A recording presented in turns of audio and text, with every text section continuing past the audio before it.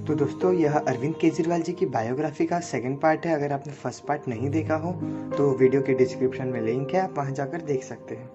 तो जय माता दी दोस्तों, मैं प्रतीक वैश्य क्रेजी बायोग्राफी चैनल में आपका स्वागत करता हूं। मैकेनिकल इंजीनियरिंग में ग्रेजुएशन पूरी करने के बाद केजरीवाल जी को टाटा स्टील कंपनी में जॉब मिली। 1989 में केजरीवाल जी ने TCS में जॉब करना शुरू किया और इस समय वे जमशेदपुर के TCS प्लांट में काम कर रहे थे। यहाँ नौकरी करते हुए ही अरविंद केजरीवाल जी का सोशल सर्विसेज में ध्यान बढ़ता रहा और फिर इसीलिए उन्होंने अपने ऑफिस से कुछ दिनों की छुट्टी भी ली थी और कोलकाता जाकर कुछ दिन मदर टेरेसा के साथ मिलकर भी काम किया। और यह वो दिन था कि केजरीवाल जी ने अपने अंदर बहुत बड़े चेंज को देखा, जिसके बाद वह दूसरों के हित में सोचने लगे थे और यहीं से उनकी विचारधारा पूरी तरीके से बदल चुकी थी और उन्होंने वापस जाकर अपने TCS की जॉब को छोड़ दिया और सिविल सर्विसेज एग्जामिनेशन की तैयारी करने लगे, क्योंकि वह जानते थे कि देश की जनता की सेवा करने के लिए यही सबसे अच्छा रास्ता है।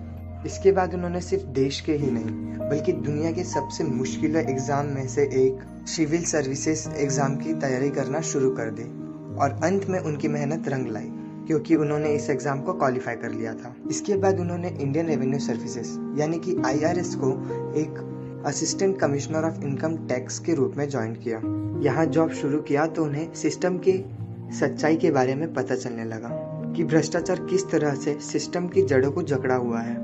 कुछ समय बाद यहाँ काम करने के बाद अरविंद केजरीवाल जी ने अपने दोस्त मनीष सिसोदिया और कई दोस्तों के साथ मिलकर एक मूवमेंट की शुरुआत करी, जिसको नाम दिया गया परिवर्तन के जरिए वह दिल्ली में रह रही आम जनता की सरकार से जुड़ी समस्याएं थी उनका समाधान निकाल रहे थे, जैसे कि पब्लिक डिस्ट्रीब्यूशन, इनकम टैक्स और इलेक्ट्रिसिटी। जब उनका इन सभी कामों में ज्यादा ध्यान लगने लगा तो वर्ष 2000 में उन्होंने अपने ऑफिस से 2 साल की लीव ले ली और इन 2 सालों में केजरीवाल जी और मनीष सिसोदिया जी ने मिलकर दिल्ली की बहुत सेवा की।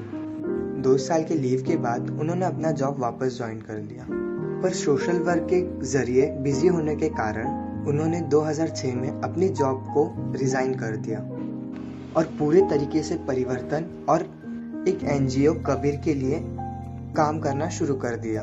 सिस्टम की अच्छी खासी नॉलेज होने के कारण अब केजरीवाल जी जान चुके थे कि कहाँ क्या करना है। उन्होंने राइट टू इंफॉर्मेशन एक्ट का इस्तेमाल करके बिना किसी को रिश्वत दिए लोगों से काम करवाए। इसी तरह से लोगों को इंसाफ दिलाते हुए और सिस्टम के खिलाफ लड़ते हुए वह आगे बढ़ते रहे।